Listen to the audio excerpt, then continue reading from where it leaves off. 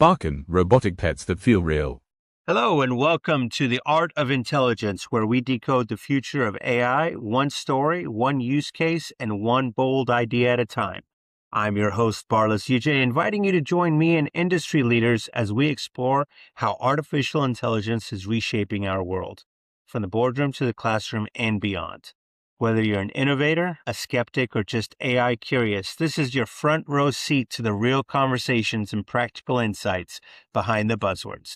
Let's paint the bigger picture together. Today, we have a wonderful individual. He is a boomerang. This is his second podcast with us, Dr. Kerry Woods. Doctor, welcome to the show a second time. Thank you for having me. Time. And just to give you guys a reintroduction to Dr. Woods. Dr. Woods is a bioengineering and computational biology expert who has spent nearly 2 decades working at the intersection of science, technology, and public policy. He's the co-founder of Xylogenics, where his work in engineering advanced yeast strains helped improve the efficiency and sustainability of ethanol production from biomass.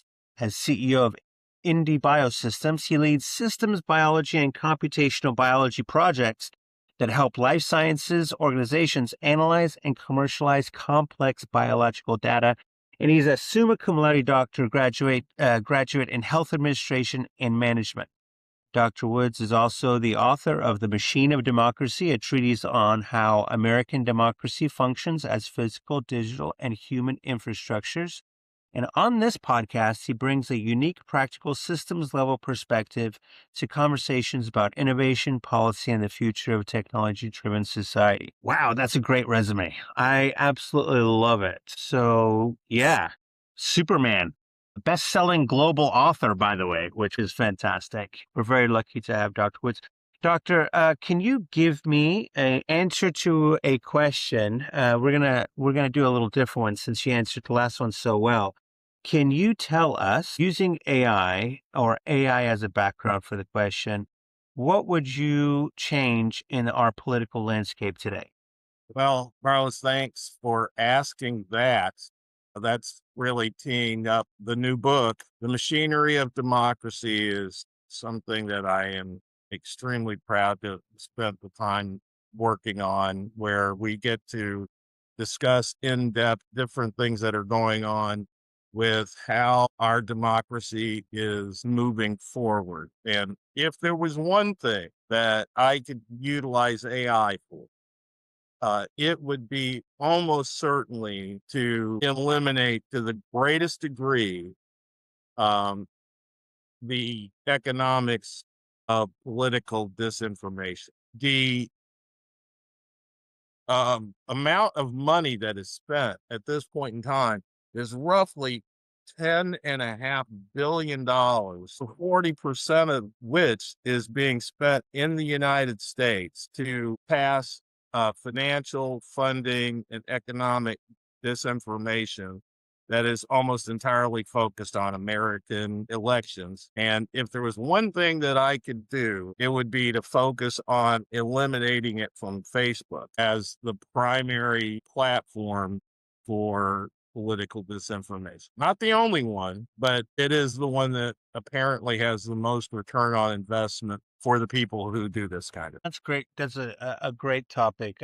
There has been so much disinformation on both sides of the programs, and I think that everyone can agree that anything that AI can do to help cut through things that we don't understand right now, from the way that I see things, I've always kind of felt that I don't really know what's going on in the world. Like, I have AI that can answer many, many, many questions, and those questions are answered in a very logical way. But I think that something that you said when we were talking earlier is that information is only as good as the data that it's going through. Really like to understand one day how I can actually get real information without hearing the exact opposite from somebody the next day. It would be really nice to actually stick a pin in some information and say, this is real, and not have it explained away by a political machine. But we get ahead of ourselves. So, Doctor, let me ask you a couple other questions. If you can give us a little more of your background. I know that the bio is something that is impressive because you're an impressive individual. But can you give us some more information about yourself and the AI nature of your work? Well, if somebody heard my podcast with you guys, the first go round, you would have heard some of my background with AI is over 20 years in depth. But I would move away from just talking about what I have done over the last 20 years. One of the things I would do is try to focus on what's going forward, because I think that is harder for people to wrap their heads around, is the kinds of things that are going forward. And one of the recent things that I've been working on is a thing that I like to refer to as the adaptive hiring framework. And the adaptive hiring framework is, in fact, a system I have tried to document that I believe will help small and medium sized businesses focus on trying to hire the best people for their companies going forward. And it doesn't focus on the traditional hiring signals. It doesn't worry about how many years you've done something or how many degrees you have or what have you. Those things are good, but they are increasingly weaker as predictors of performance. The adaptive hiring framework is really a capability based hiring model that was designed around the AI accelerated economy. And as such, it focuses on AI fluency, not AI dependency. What Oh, that's a kinds good. Can you sorry to cut you off. Can you give us a little bit background on the difference between fluency and dependency? Only because not everyone is going to understand those terms. Well, more than half of the general public think of AI almost exclusively as chat GPT. It is the Coca-Cola, it is the Xerox of artificial intelligence. It was the first thing that broke through into the general consciousness of the public. So As the such, of AI. it is the Olive Garden of AI. And as such, people make certain assumptions, and a lot of those assumptions are based on the idea that the AI is always right, not that the AI should be used to evaluate what is right. And the AI fluency type of individual is going to recognize that, in much the same way you would walk into a garage and you would pick up a wrench for one thing and a screwdriver for another. AI fluency is recognizing that different models and different systems are better at different tasks. And the general public has initially found themselves going into using AI where they consider it the single source of truth and find themselves AI dependent. This is really where the education models are having the biggest trouble, is you've got a lot of students who are not using AI to do research, to write outlines and such, but to actually have the AI do all the writing based on a couple of simple prompts and inherently becoming dependent on the AI to do the task. I hope that helps. That totally answered it. I've got a couple of questions off that. I was reading a document the other day, and it said that, and it is a little bit off topic, but we'll bring it back. It said that instead of looking at the bona fides of a article or a paper written by students, we should look at the questions that are being asked to create that piece of work. And AI is more of a creative, bringing your concepts into reality as opposed to having to create that reality. What do you think about Well, personally, I think that making people who are going to utilize AI systems understand that the steps for creating a product probably are not being eliminated by AI, but they can, in fact, assist AI tooling at every stage. So, for example, we were talking about the new book. For me, the new book gave me an opportunity to really utilize high level frontier models that I configured to specialize. So, for example, Perplexity for research, Claude for editing, Gemini for technical scaffolding, OpenAI models generally for project management types of tasks, and utilizing them as department head more than just generating a single product from a single prompt or as few prompts as possible to get to where I had something that I thought was passable for a completed document. So we really want to try and instill in the people, whether they're students or whether they're employees, let's not try and skip steps. Let's try and do better at each step with the assistance of AI. It's as simple oftentimes as my students, I oftentimes have them do a very simple task, and that is they hand in their project work in stages, and I always have them do an out. Ooh, I like that. That does help quite a bit, I'm sure. They can't skip straight to they can't skip straight to a written paper. I make them perform the idea of isolating thoughts in a logical fashion, and it makes them perform their work in such a way that they are not just getting the chat GPT output and handing it in as a paper. They're looking at it, they're evaluating it, they're thinking, hey, there might be something missing here. We're trying to get them to think in smaller chunks, more accurate chunks, but those chunks can be assisted and they're less likely to be wrong because let's face it, the AIs are not always correct. And by having it work in smaller chunks, we've increased the efficacy of the output of the model. Yeah, I love that. That's fantastic. I think, you know, having those steps is really the best way to use AI, not just getting an answer that AI thinks is right. As you were saying with the fluency as opposed to dependency, getting AI to be your do your work for you, live your life for you, be the reason for you to be your raison d'etre, if you will, using it to help you get the information to make your systems and evaluate your systems, I think is way better. And it goes back to your original thought of what you were talking about with the hiring. Having AI go through resumes, the 1,000 resumes you might get on LinkedIn and go, all right, find these keywords, education, cloud, sales, number one in this or whatever, and having kicking out all the rest that don't have very specific words in it, you're not really having AI find you the best candidate.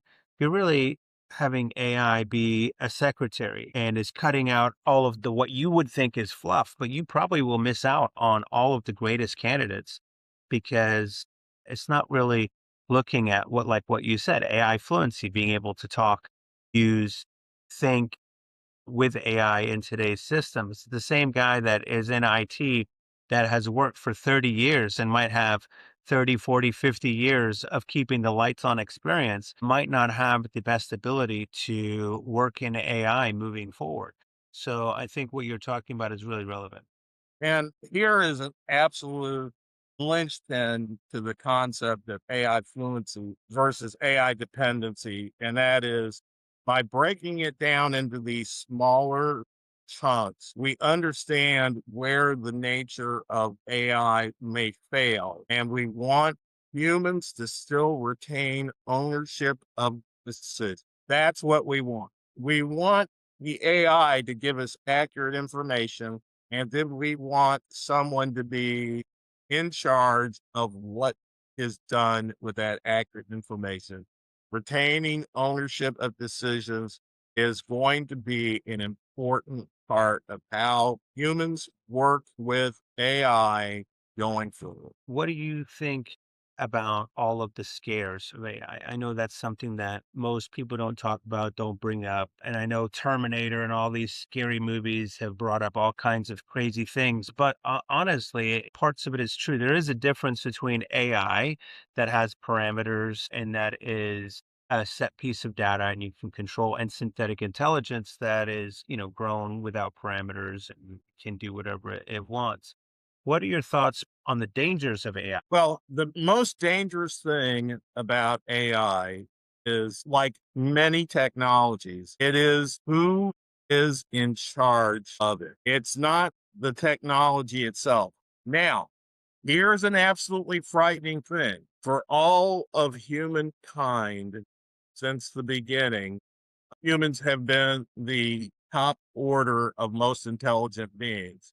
And that the end of that is almost over. 5 years from now, I would anticipate there'd be any one of a number of AI based systems that would be more intelligent than any single human being. What does that mean? To have created something that is smarter, more intelligent, has the ability to retain basically the entire body of human knowledge in real time. We are coming to where that is going to be in existence in a matter of, it's not even going to be years. It's probably better measured in months at this point.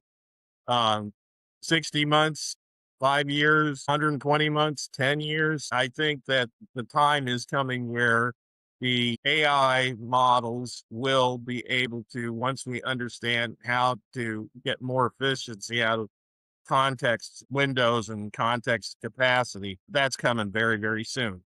That being said, how many people know how to build a nuclear weapon? Not that many.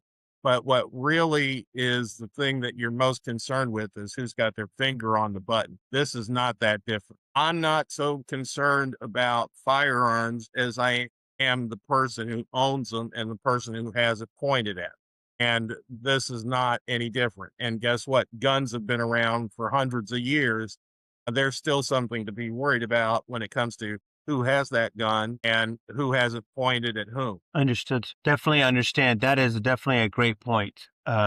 Guns don't kill people. People kill people. And AI doesn't hurt people. It's the people that are focusing the AI are going to be the ones. So I definitely understand what you're saying. To get back to your hiring AI program, can you tell me a little bit more about that? And also something that we've really been focusing on here at Art of Intelligence is being able to understand cultural significance in hiring and making sure that one race, one type of people, one sex of people are not being put over others because of sheer volume and numbers. Can you talk a little bit about that? Well, yeah, I've studied algorithmic bias for years, and it is um, an innate part of training data.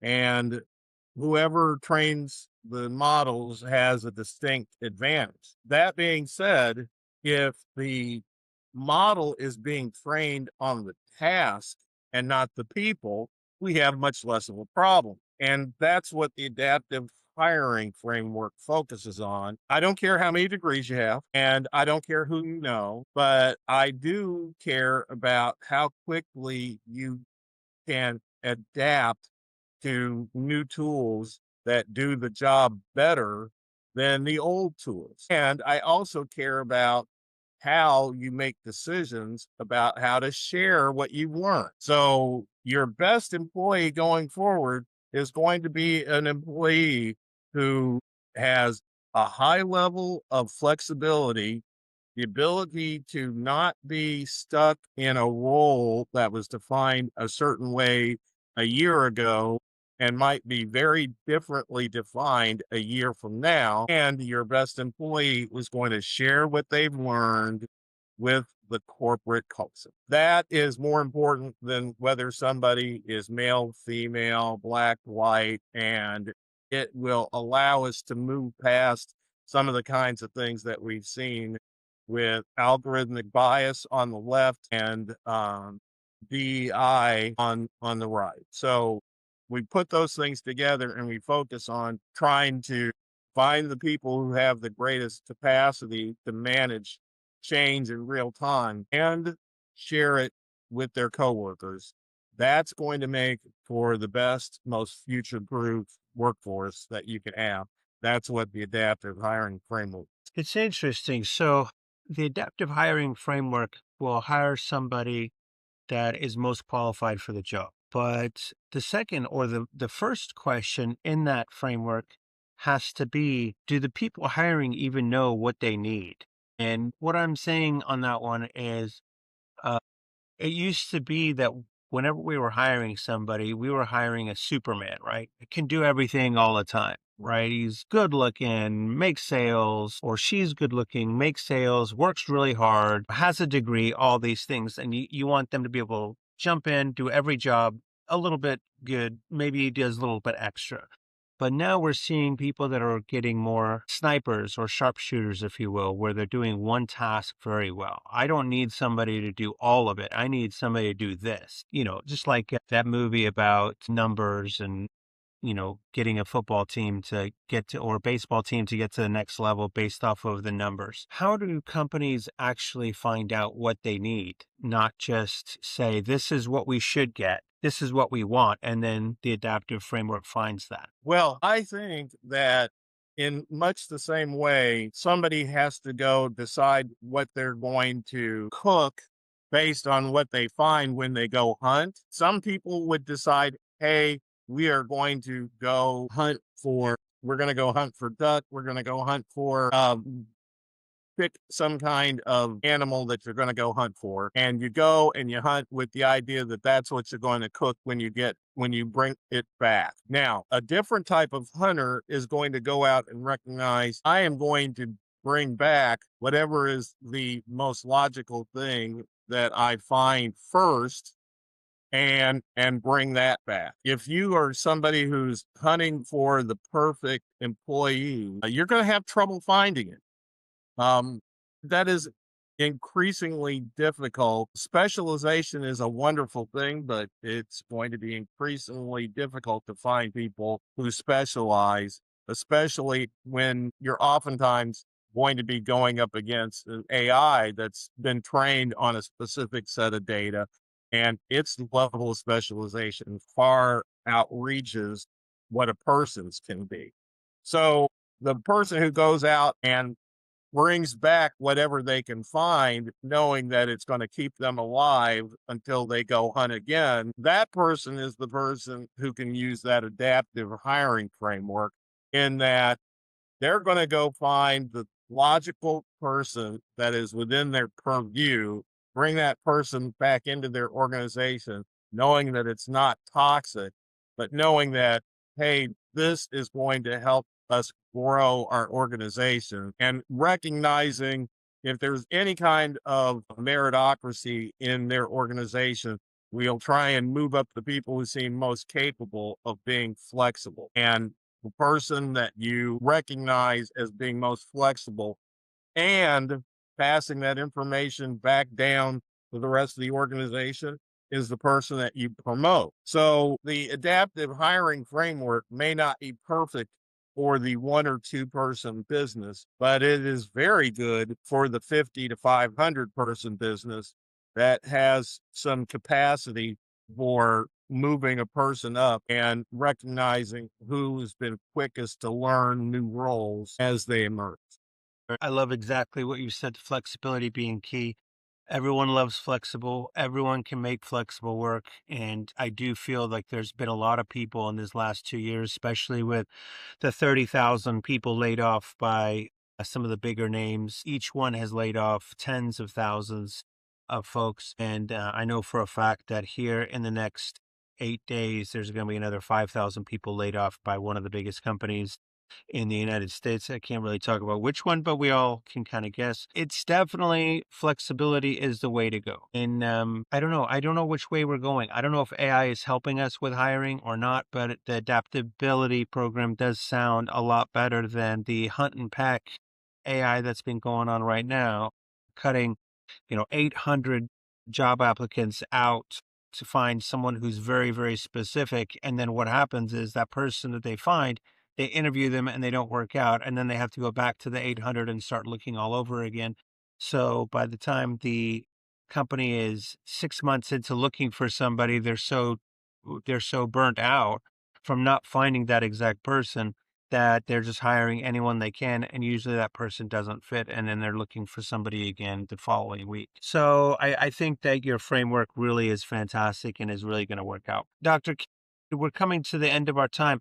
I would love to make sure that we're plugging your book. Can you give us a little bit more about it so that we can talk about that? There's a lot to talk about there. We talk about the machinery of democracy, some of the chapters talk about ballot access and what we can do to make it easier for people to vote. We're talking about things like how the majority of laws are no longer being written in Washington, they're being written at the state level, and how ballot measures are a new, more powerful way for people to have a direct access to what kinds of things are being voted on. There's a chapter where we talk about deep fakes and disinformation, which we covered a little bit today. The hyper efficiency of gerrymandering is another one of the chapters. How political leaders and small dollar donations are driving a lot of what is going on with how the politics of the day are being constructed. And in fact, if somebody wants to take a look at what I like to call literature as a software service, so the last site for the new book is just Machinery of Democracy. It's free. There's no paywall. You can take a look at it. But you can use it as a tool. You can use it for integrating into your curriculum. And if you've got any questions, you can feel free to drop me a note about it. Fantastic. I love it. All right, so we come to the end. Dr. Cary, thank you so much for everything. And that's a wrap for today's conversation. The way that Dr. Cary has broke down the systems behind innovation, policy, and the future of technology gives us a lot to think about. And this is exactly the type of conversation that this show was built for. Next time, the momentum continues with a brand new guest, Farron Rucker from Syntax. Farron is going to dive into how modern businesses are actually putting cloud data and AI to work on the ground, not just in theory, but in day-to-day reality of building and scaling real solutions. If you enjoyed this episode, make sure you follow or subscribe so you don't miss what's coming next. New episodes drop every other Tuesday at 10:30 a.m., so mark your calendar and share the show with someone who needs to hear these conversations. Thanks for listening, and we'll see you next episode with Farron Rucker from Syntax. Thanks, Doctor.